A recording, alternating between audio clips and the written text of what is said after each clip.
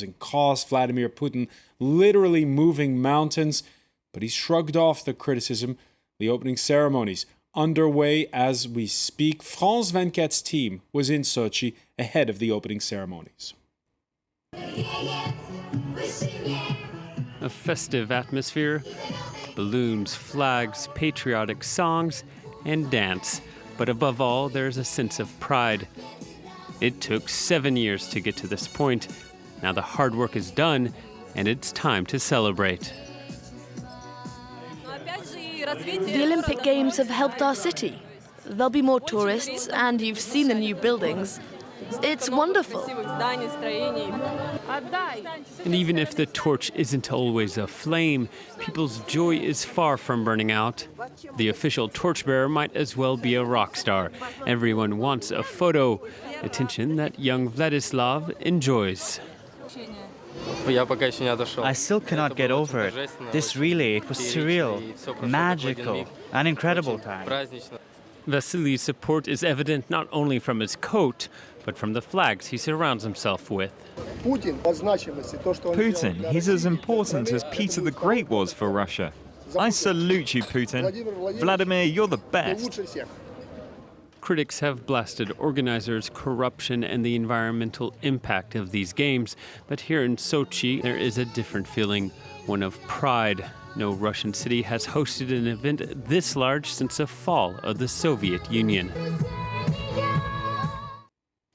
And joining us, we're pleased to welcome Andrei Grachev, a former spokesperson for the last president of the Soviet Union, Mikhail Gorbachev. Thank you for being with us. And the first. And the first. Yeah. That's right, he was, come to think of it. You heard the people in that report there. You yourself have been on our show and bluntly critical of Vladimir Putin, but how do you feel today about Russia welcoming the world? Well, the first and a very natural thing for me to say is that Russia isn't equivalent to Putin. It's Russia that is welcoming the Winter Olympics, and I think the people and the country have all the reason to be proud of it, and it's a very hospitable country, and I think they realized an enormous achievement by organizing the Winter Olympics in this part of their country. Well, Putin happens to be certainly, I would say, the man who takes enormous political profit from this kind of manifestation. And certainly, personally, he was very much involved in the organization from the very beginning, because I think he went personally to the session of the Olympic Committee when I believe it's the only time he's ever given a speech in English to convince the IOC to give Russia the games. Oh, that I learned from you, because I wouldn't be astonished if he gave the speech in German, but not in English. But if you say that, well, that I wouldn't know. But in any case, certainly I think politically for him, it's a very symbolic moment, because I would say that for Putin psychologically, it's kind of a moment when he can tell himself that he's in a way closing a kind of a historic bracket in Russian history. How so? I mean, the Soviet period, the post-Soviet period, it's the continuity of great Russia, I think.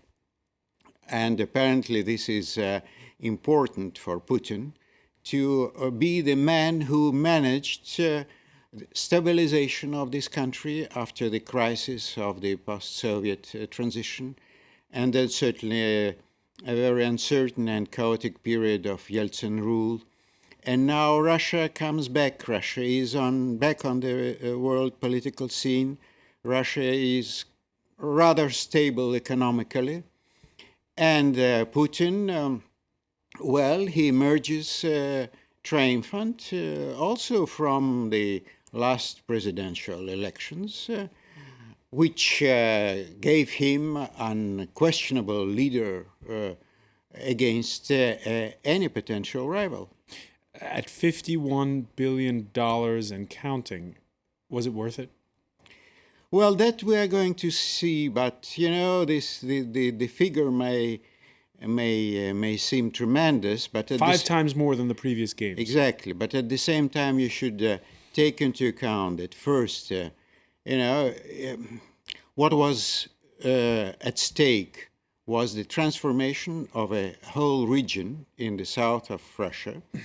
And hopefully, all the work that has been done there is going to serve the development of the whole area, at least according to the statements of the political leaders. The whole region, both on the seacoast and in the Caucasus, is going to become a kind of the new world resort that may contribute to the economic development of the region, but I would say also in a way, but this is a certainly big gamble of Putin, to the stabilization of this very shaky area which is the Caucasus.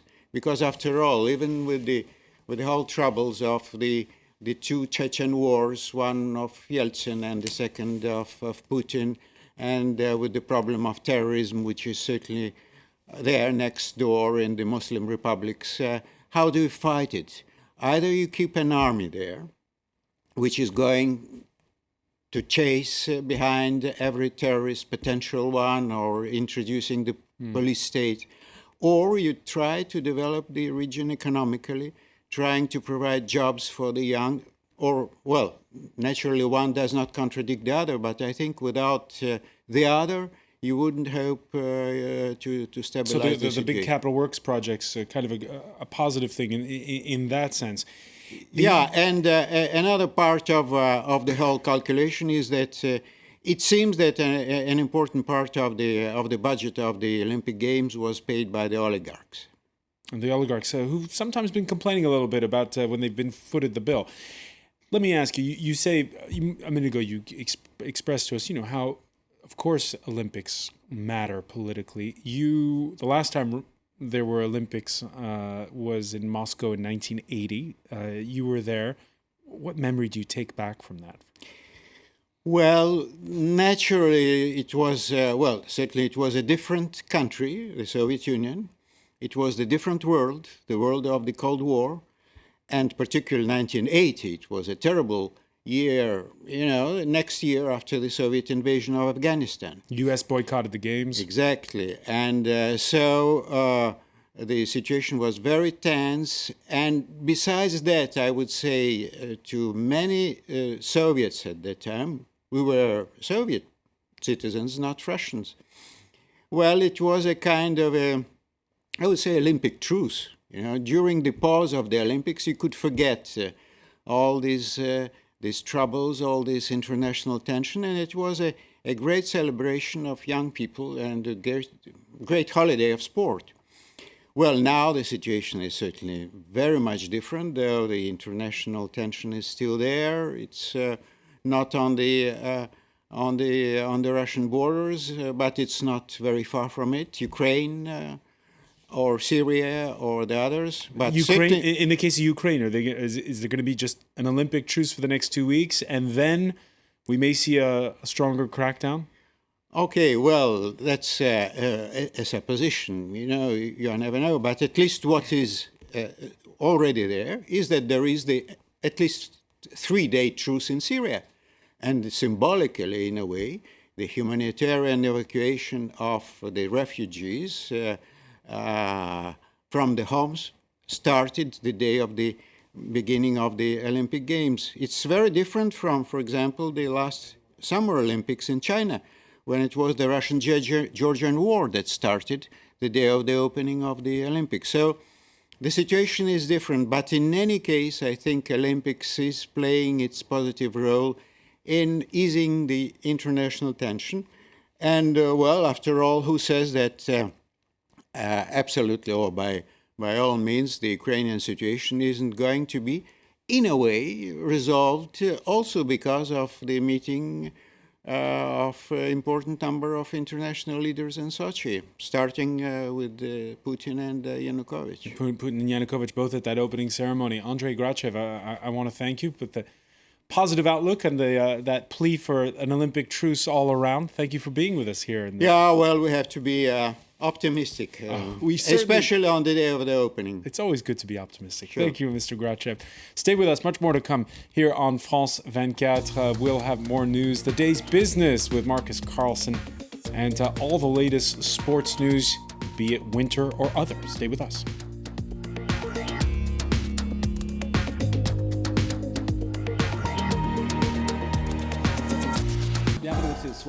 Reporters. Just weeks before local elections in France, the extreme right National Front is cashing in on the performance of leader Marine Le Pen in the presidential elections. In a break from the past, the party is campaigning hard in the French countryside. With crime on the rise, public services in retreat, jobs being lost, the National Front is selling itself as the savior of rural France. Watch our report from villages where everyone knows everyone, where people are no longer afraid to say they vote for the party. Reporters on France 24 and France24.com.